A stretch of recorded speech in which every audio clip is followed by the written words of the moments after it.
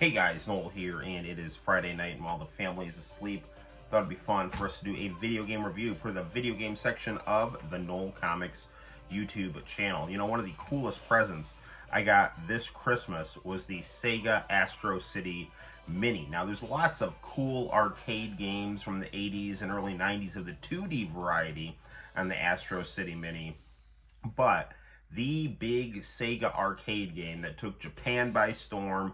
This is a game that when I saw it at the Court Lanes bowling alley in the early 90s, I was like, what the hell? Like, I couldn't believe what I was seeing. Because growing up in the early 90s and late 80s, I always remember seeing like virtual reality and everything looked like the Dire Straits, Money for Nothing and Chicks for Free music video. And I finally saw something like that on a TV screen, and that thing was Virtua Fighter, which is the game we're going to be reviewing on the Astro City Mini, because that game is the showpiece of the Astro City Mini. You know, there's been the 32X port, the Sega Saturn port of Virtua Fighter 1, and then the really, really good Virtua Fighter 10th Anniversary Edition, which uses Virtua Fighter 1's aesthetic and gameplay, but with the Virtua Fighter 4 roster.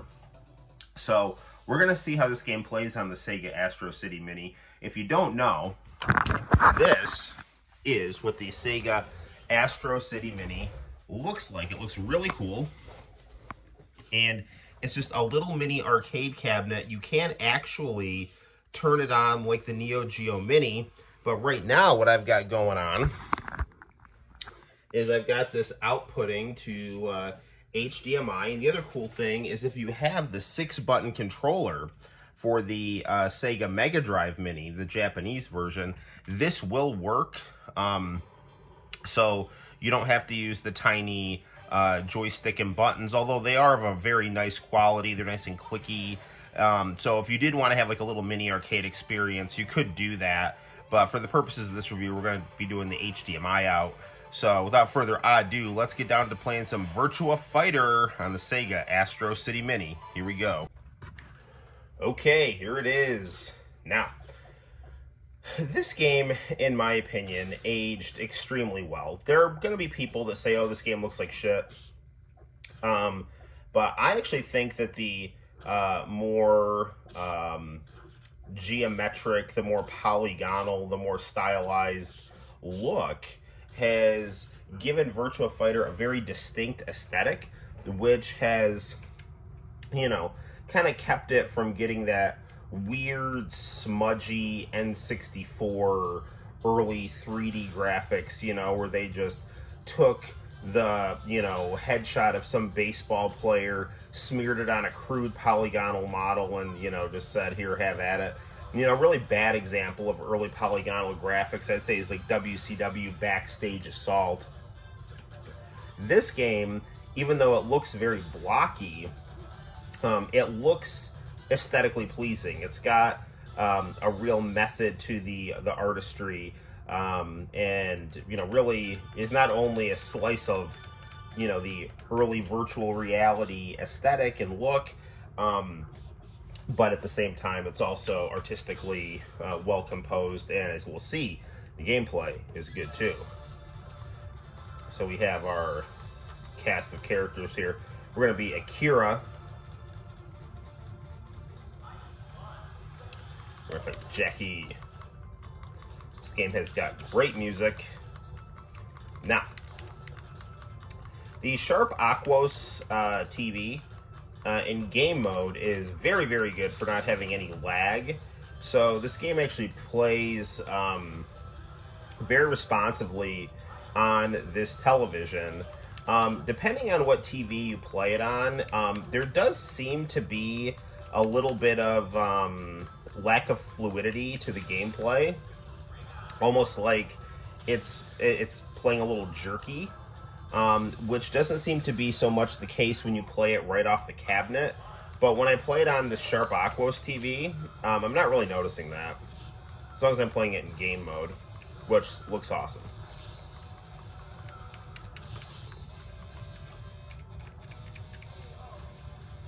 Now, one thing also about this game unfortunately. I don't believe there's any way to adjust the difficulty, although you do get save states. So, you know, if someone's being super cheap, you can utilize save states to, you know, get your way through it.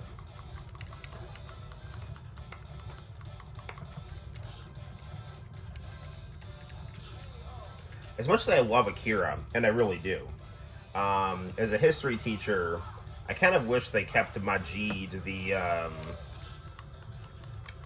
Arab protagonist, because there was a the guy who helped Vasco da Gama sail around the east side of Africa was Ibn Majid, and as a social studies teacher, I always teach the kids about him and think about the lost protagonist of Virtua Fighter. So,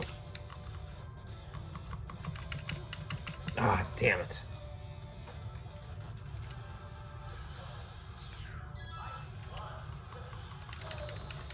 You know, it's kind of weird. You'd think I mean, this game sold Sega Saturn in Japan. I mean, this was the killer app for the Sega Saturn in Japan, and this was the thing that made Sega Saturn more popular than PlayStation for a while, and more popular than the N64. You know, I mean, I didn't live in Japan, but I always heard that, you know, Virtua Fighter was, like, huge over there. And so this was kind of like their Sonic. So, you know, Sega of Japan was like, oh, we don't need a Sonic game to launch a Saturn. We got Virtua Fighter. And it's like, say, in Sega of America's situation, it's like, no, we really need Sonic, because Sonic is, like, our guy, you know. And, you know, Sega Saturn sold amazingly well in Japan, and not as well in America, but I loved my Sega Saturn. And, it's just one of my all-time favorite consoles, and I'm not just saying that either.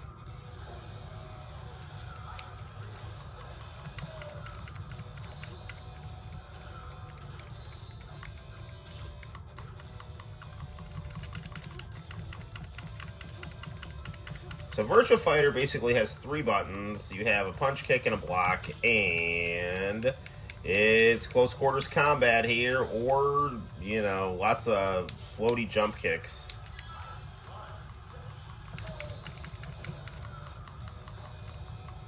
Brought to you by the fine people at Sega AM2. I am really, really annoyed that Sonic the Fighters never came out on the Sega Saturn, because I really think that would have sold well. Incidentally, on the topic of Sonic, if you have not seen Sonic 3, you need to go check that out. That movie is phenomenal, and seems to be making Sega a lot of money. Although, unfortunately, as is the case, Sonic is always more niche in Japan. So while it's destroying box office records all over the globe, it's like, you know, it's in the top 10 in Japan, but, you know, it's just that, you know. Just knocking around the bottom of the top 10 and not really crushing things in the motherland, you know. But, you know, it is good to know that Sonic does have an audience in Japan. It's just kind of like, dude, I wish, you know, he had a bigger one there, because Sonic is the best. And Sonic is actually the reason I got into drawing Japanese anime, and even before I was into anime, I knew like the anime aesthetic basically from Sonic and his big expressive eyes, you know.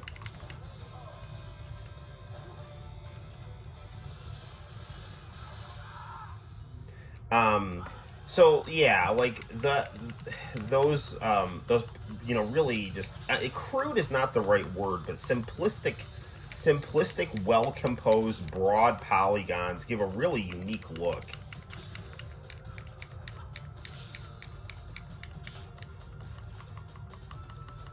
So this is running at 720p, I believe. So this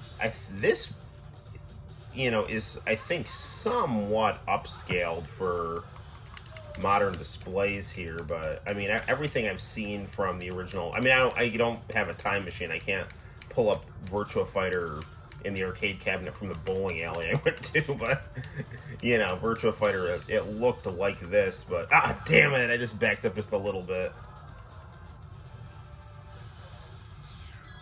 But this looks very nice in high definition, and I don't really feel like it's playing it's not like jerky. Like I said, on some HD some like televisions, you know, it seems like there's some lag that's very noticeable, but it's not happening on this television, which is very nice. And it doesn't happen on the cabinet either when you like just play it on a little screen.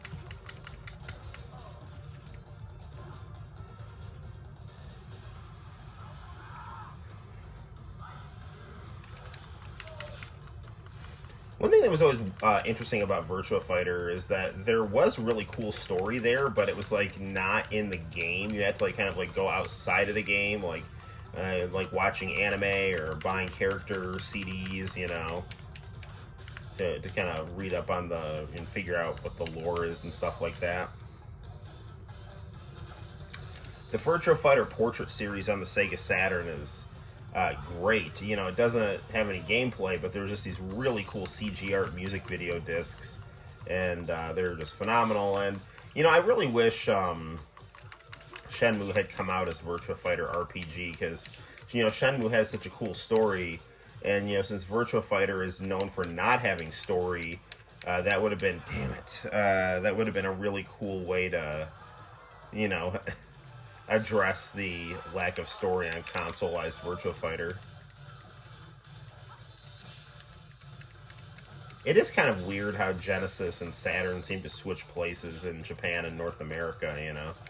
Because, like, I remember hearing, like, you know, Sega Genesis had, like, a 20% market share in Japan, and that's about what Saturn had in America. And, you know, I had Saturn in 7th grade. I was the only person I knew with the... No, that's not totally true. Nah, I was definitely the only person at my school with the Sega Saturn, but I knew of one other kid that had a Sega Saturn, but I never actually went to his house and played it, but I believe that he had it, so.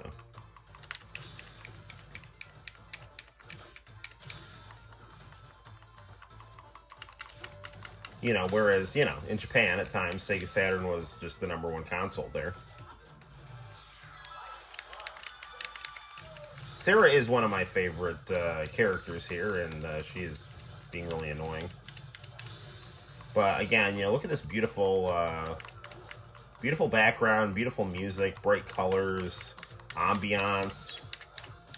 Really combining the best of virtual reality from the 1980s with the one-on-one fighting game craze of the early 90s.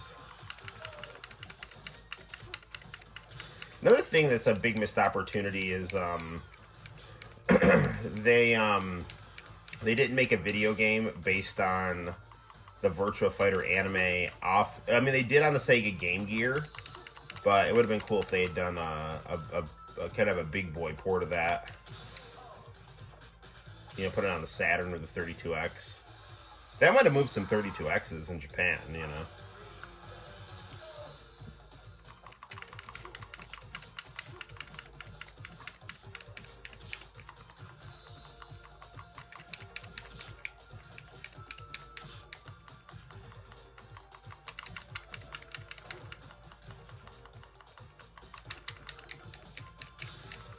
Oh, so close. Ah, darn it. So, you know, you see, this game it's a lot about timing and fast punches. You know, this is, you know, it's exciting that I've heard Sega is actually going to be making a Virtua Fighter 6. So, it'll be really interesting to see, you know, what they do with that. I really hope they don't just totally nuke the character designs and, you know, like... Street Fighter 6, some of the new character designs look interesting, and some of them are like, the characters are barely recognizable, you know, so it's always a fine line between, you know, making the character look like they've aged and things are getting interesting while just totally killing the whole vibe of the character, you know. Well, you know, if we can't beat Sarah, we'll just, you know, wrap it up. I mean, we have a good feel for the gameplay and what this game has to offer. You know, if you beat all the fighters, the one and done final character is Doral. It's called the bonus stage, and Doral is Kage's mom if she was like a naked metal Sinead O'Connor. You get one shot at her. She's pretty difficult. She fights like the characters from the game. It's almost like she's like a big, bald female robot that represents the polygonal technology of the game. And then you just get some really cool credits, like replaying your wins, and you can, you know, just soak up the whole atmosphere. Virtua Fighter Kids, that game has endings. They have like artwork of the different characters doing fun stuff, kind of like Fighting Vipers on the Saturn. And Virtua Fighter 2 has an ending where Dural, like, kind of, her armor, like, cracks apart, and it shows Kage's mom underneath. Kage is the ninja in this game, by the way. Ah, there we got her.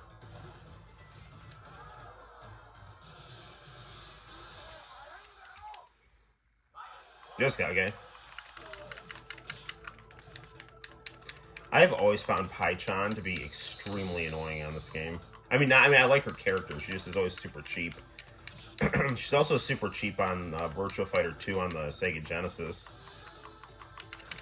Which could have been, I think, it's a good game, and I want to spend some time talking about that more extensively on the channel, but they really needed bigger sprites to really... The gameplay is good, but one of the things about Virtua Fighter is it's always very visually impressive. So if you were going to do a 2D version of it, you needed to make it more visually impressive. And, you know, and I know that the Saturn had taken over in Japan, and Japan wasn't really interested in supporting the Mega Drive, but the United States was, because it sold better in the United States. But, you know, you need to... You know, if Sega of Japan is going to their U.S. branch, like, hey, make sure the Genesis is still rocking and rolling stateside, but at the same time, they're, like, wanting to take more control because they're worried about Tom Kalinske not getting them the bottom line they need, then you got to give them better product, you know?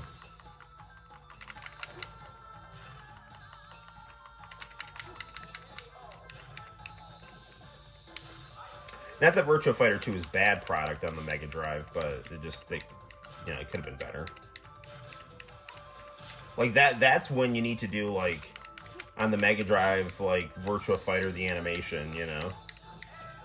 Use the character designs from the anime.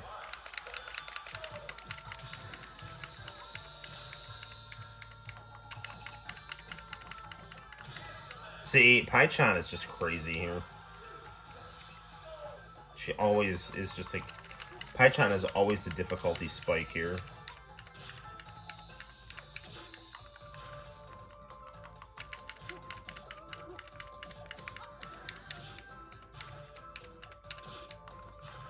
This game was so successful in Japan that, you know, Namco ended up poaching a bunch of Sega's talent and made Tekken. Got her. I always thought, as much as I love Tekken aesthetically and, you know, how groundbreaking Tekken 3 was, I always viewed Virtua Fighter as the superior game.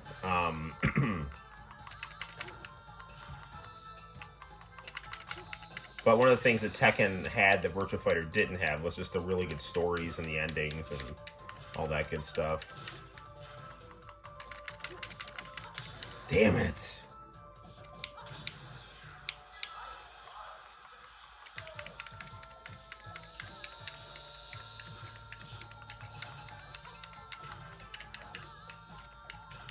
So, I mean, this game does play it plays great, but, you know, a lot of these early 3D fighting games, they have these portions of the game where it's almost like you're kind of, like, you have, like, you're kind of working with less gravity, you know, you're hanging in the air, you do these big slow jumps upward, you know, and it's like the gameplay is snappy, but there'll be these times when it's almost like you're in water, as you can see right there.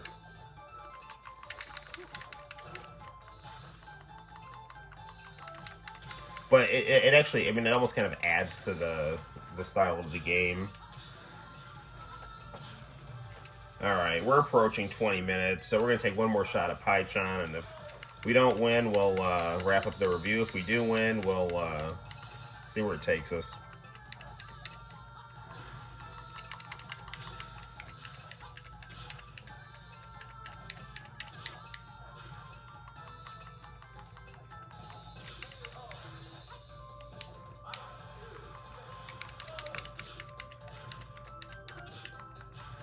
That's how I want to end my evening, being kicked in the head by a sassy Chinese girl.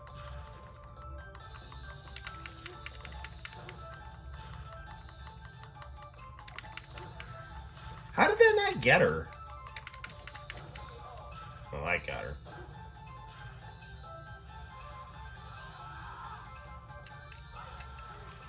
You know, if you're learning how to draw, this game is actually really good to look at because it really does a nice job of showing the body broken down into geometric shapes, which is how you learn how to draw. Breaking complex things down to their basic shapes. And learning about planes and get out of the ring. Yes, we got her. Take that, Pychon. Well, the review goes on. The Ultimate Warrior in bicycle shorts.